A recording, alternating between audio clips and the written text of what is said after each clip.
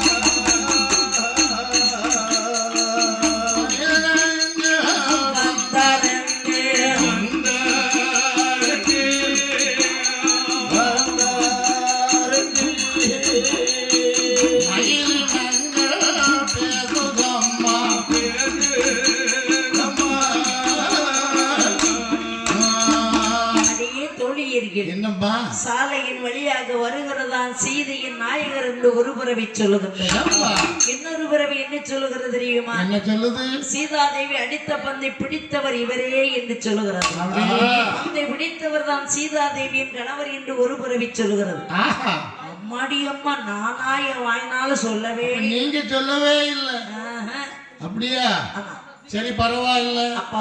இப்ப பேசிட்டு அப்படி இருக்கு. ஸ்ரீராமன் சீதையம்மன் அடித்த பந்தை தன் இடது காலால் அடித்து தள்ளினார். அங்கு சென்று அன்னையின் கொய்தகத்திலே விழுந்தது. சீதா தேவி தோழியர் மடியிலே மயங்கி விழுந்தார். தமிழழகனை அணைந்திலாமையால் மகிந்தொடி ஓவிய பாவை போன்றனள் சிந்தையும் எண்ணமும் நலனும் பின் சொல்ல மகிந்தனும் முனியோடு மறைந்து போன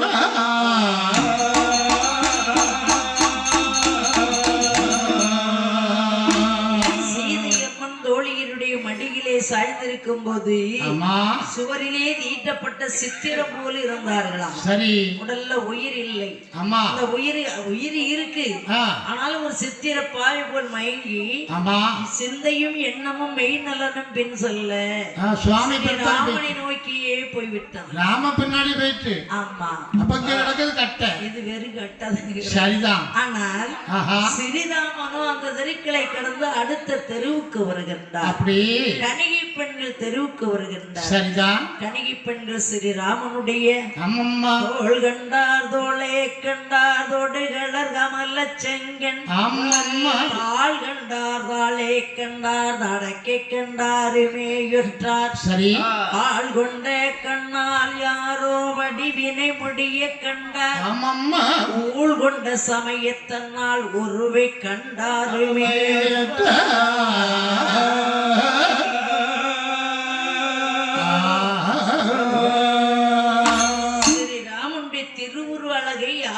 முழுமையிலும் பார்க்க முடியவில்லை. அழகு. ஆமா.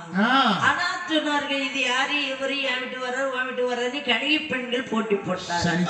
ஸ்ரீராமன் யாரை ஏறெடுத்து பார்க்காமல் அந்த தருவியும் கடந்து வந்து கொண்டிருக்கின்றார்.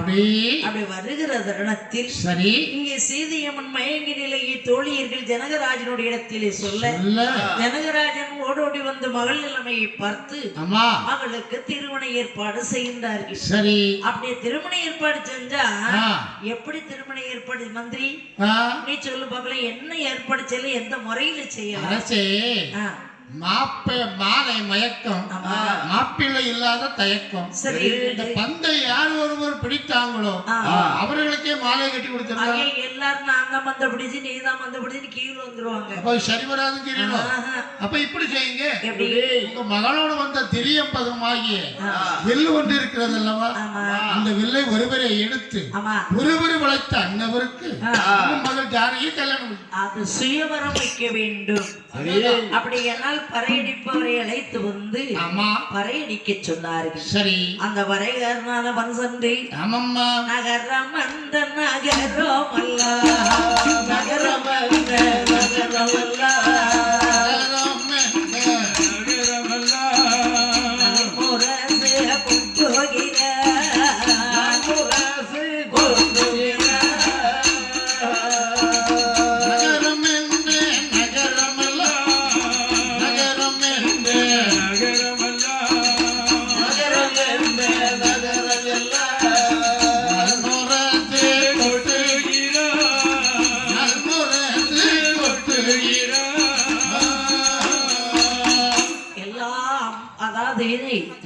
பறைகாரன் அவனி 56 தேசத்திலே சென்று 55 தேசம் அடி அடிங்க அடிச்சு என்ன யார பர ஜாத்தி வர்றார்.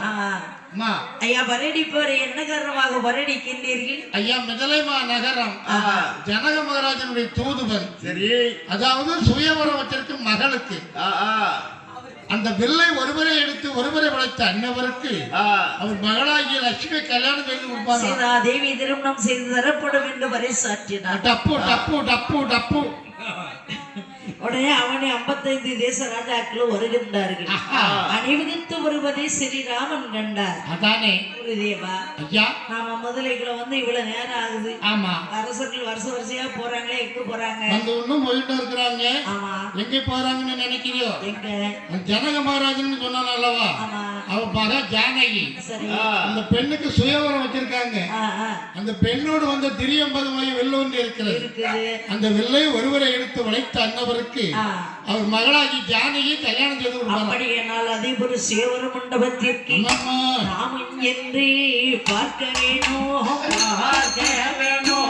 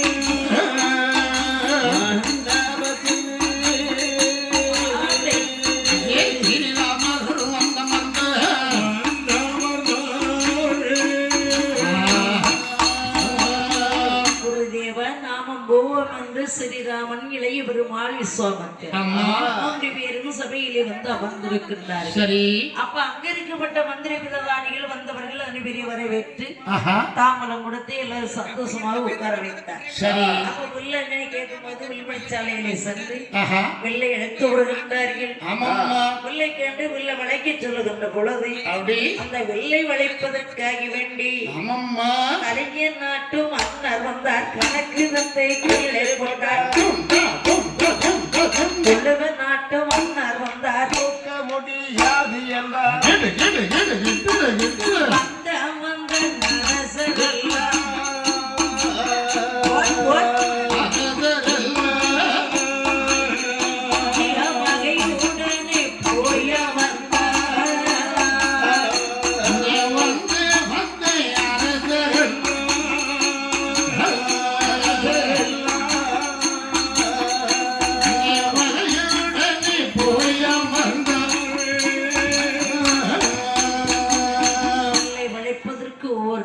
அரசர்கள் வந்தார்கள். ஆமா. அந்தவர்களால் முடியாமல் அமர்ந்து விட்டார். சரி.